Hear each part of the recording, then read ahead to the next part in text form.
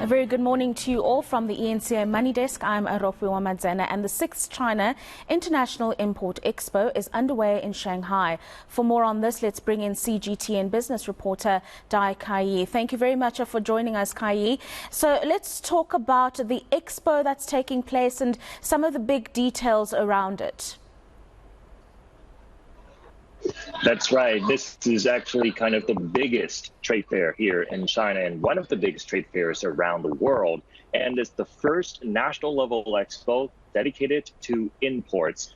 So even before the opening ceremony started, we see there are so many high level visits. For example, the Australian Prime Minister Anthony Albanese, who actually this is his first time to visit China since he took office. And it also marks the first time an Australian leader to visit China in 7 years. So that actually speaks about, the significance of this event. And there are also top officials from Cuba, Kazakhstan, and Serbia to attend the opening ceremony of the CIIE. And there are also U.S. delegations that come all the way from the United States, and they bring about 19 exhibitors to showcase their products and technologies. From mainly, California, Idaho, and Georgia, and they're led by the U.S. Department of Agriculture and U.S. Chamber of Commerce. So aside from that, there are also more than 150 countries, regions, and international organizations confirmed their participation and eventually be attended, of course. And there are 3,400 exhibitors also came. So that just speaks about, to give you a basic sense of just how big of a scale we're talking about here at this year's CIIE. Yeah, I mean, it's quite a big event, and of course it allows businesses from across the globe, as you've just described, to showcase what it is that they can offer in terms of products and merchandise in different sectors. What about South Africa? Has it been featured in this year's event?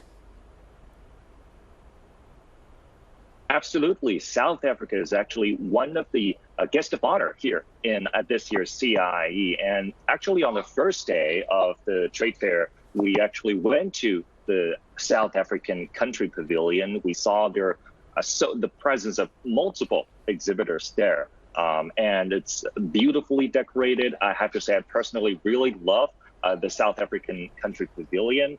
And also we can see, aside from many of the old friends from South Africa, there are many first-timers. For example, we interviewed that same day Com Africa, which I believe is, a well-known brand locally in South Africa that focuses on skincare and body care products. So it's Com Africa's first time attending the CIIE, and I, talked with the brand manager there, and he told me that, this could be their first step to expand beyond the African market to tap into a bigger market, which is the Chinese market. And that for that sense, they are actually, building a bridge with the rest of the world to expand their channels, business channels via this platform, via the CIIE. And that's actually really in tune with what, South Africa's Deputy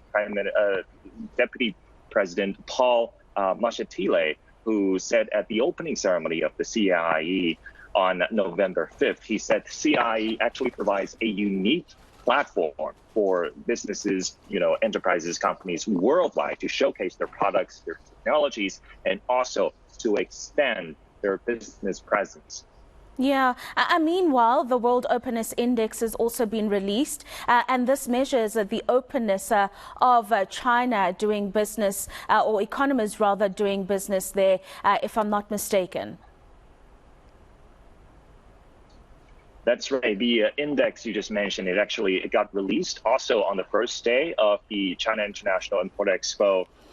We actually saw from that report that, the openness, the world openness level in 2022 fell down a little bit, fell down actually 0.4% from the previous year, from the year of 2021. And the report actually says that's because of the divergence, the widening divergence that we see, the geopolitical tensions, and also the geoeconomic fragmentation if you will, there is an obvious decrease in terms of cross-border direct investment. But the report also says that we should look more on the upside, because the upside are, significant progress in terms of scientific research.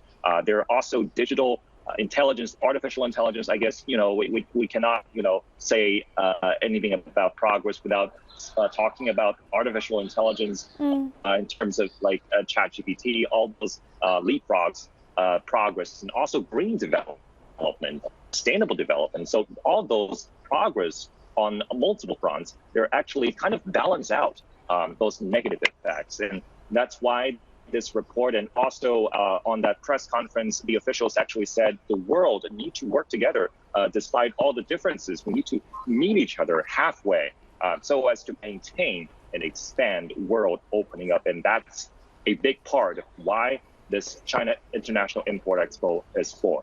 Absolutely. Yeah, Kaiyi, thank you very much for joining us this morning. That is a business reporter at CGTN, Kaiyi joining us for that update on that all-important import expo that is currently underway.